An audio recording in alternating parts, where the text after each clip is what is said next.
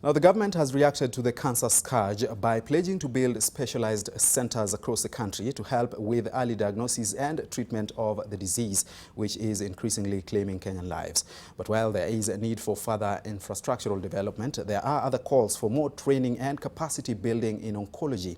NTV's Charity Mwangi has been speaking to fellows and trainers from the only oncology program in Sub-Saharan Africa about the limitations of the country's plan to combat cancer.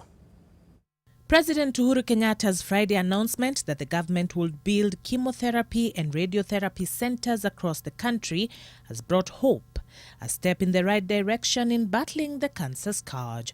But Kisumu Governor Anyang' Nyong'o, a cancer survivor, points to a different, perhaps bigger priority. We seem to be laying a lot of emphasis in building cancer centers. What is important about cancer is getting people who are specialized. We have a long way to go, Mr. President. We really must invest on research and education and specialization.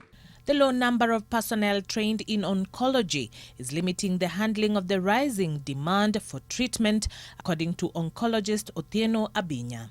We have about 35 oncology nurses, trained oncology nurses in the country. Unfortunately, they are not all deployed in oncology, in oncology nursing. They train them and then they send them to family planning and all that kind of thing. They don't let them stay on, particularly in the public.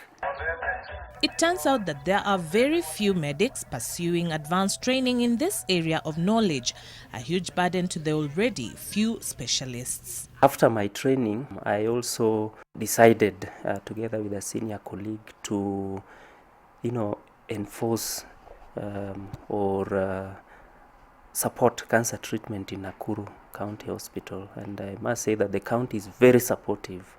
And this outpost has really helped to decongest Kenyatta, because we used to see a lot of referrals from that region. Oncology is an excellent career because a lot is happening in cancer. Every day there's a new medication, there's a new way of treatment. Many Kenyans have been traveling abroad for treatment of cancer in the belief that they are better equipped. Dr. Abinya says this is not always necessary. To be honest, most people are going to just gaze around there and come back with their cancers.